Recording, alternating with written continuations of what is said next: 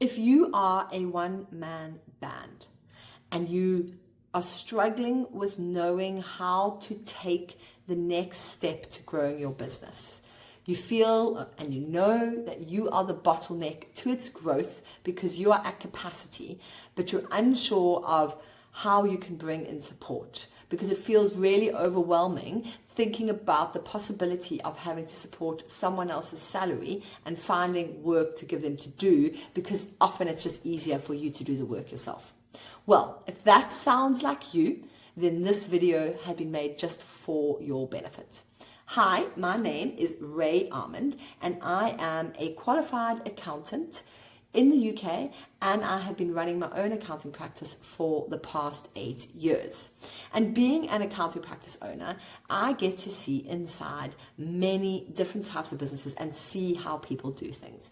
So when I bring you tips and advice, I come from the perspective not only as a business owner myself, but as an accountant who gets to see inside a lot of different businesses.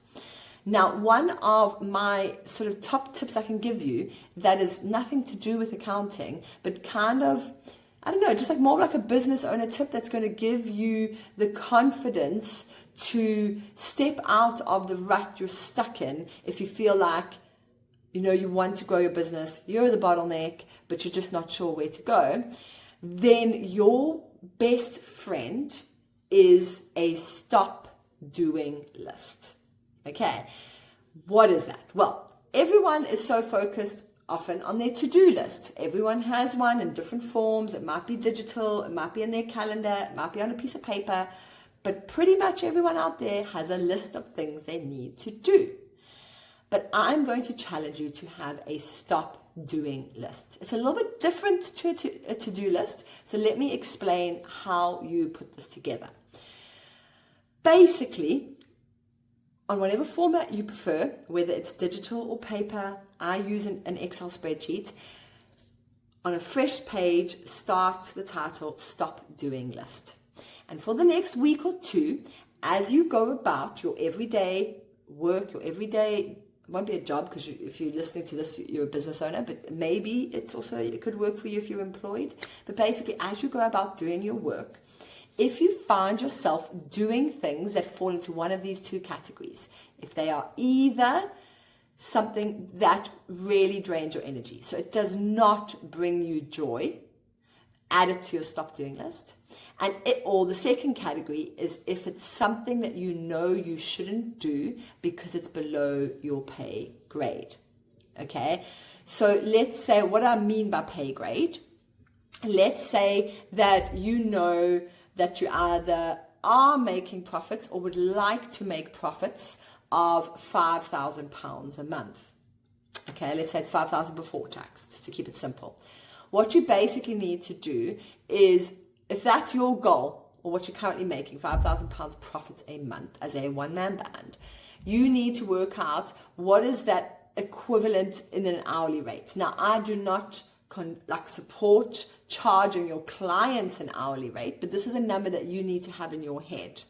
Okay, so you say to yourself, well, if I would like to make profits of £5,000 or £10,000 a month, let's work out how many working hours or chargeable working hours I have available to me each month.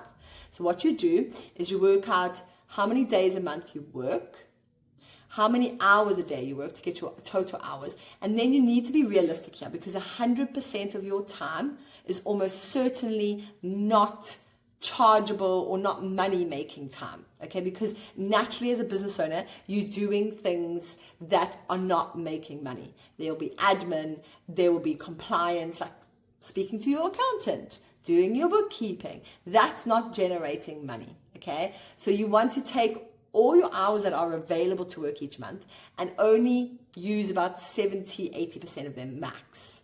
So take your hours available to work every month, the total hours, and assume that about 20% is going to be wasted on non-income generating tasks.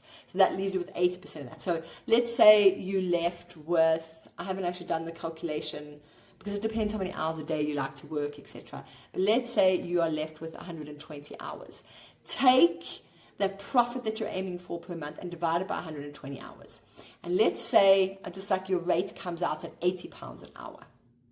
if you want to continue to make that profit and not be stressed, or if you want to, reach for the next level of profit, and that's what your £80 an hour represents, you need to have the hard truth with yourself and ask yourself, when you are doing a task, let's say it's organizing your email inbox, or printing out letters or something that needs to go and out to clients, or marketing material and posting it off.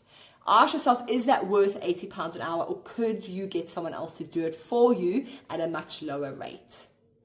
And so your stop doing list is made up of those tasks that don't give you energy and those tasks that are below your pay grade that you could get someone else to do, and the rate you pay them to do that is lower than what you could earn if you focused on income generating tasks. Okay, so you need to be really honest with yourself here. And so as you go through your next week or two, on that stop doing list, you continue to add things that you are doing that you shouldn't be doing, basically. And what you will find after a couple of weeks is that you basically have written a job description. You've written a list of tasks that you can hand off to someone.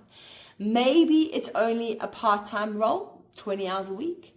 Maybe it's a full-time role, 40 hours a week. Who knows, okay? But you will have generated a group of tasks that you can now sit down, see the value of those tasks, and go and find someone to take that off your plate. And that kind of magic is what's going to help your business grow, because you stop being the bottleneck and you are able to generate more income from less time that invested by yourself.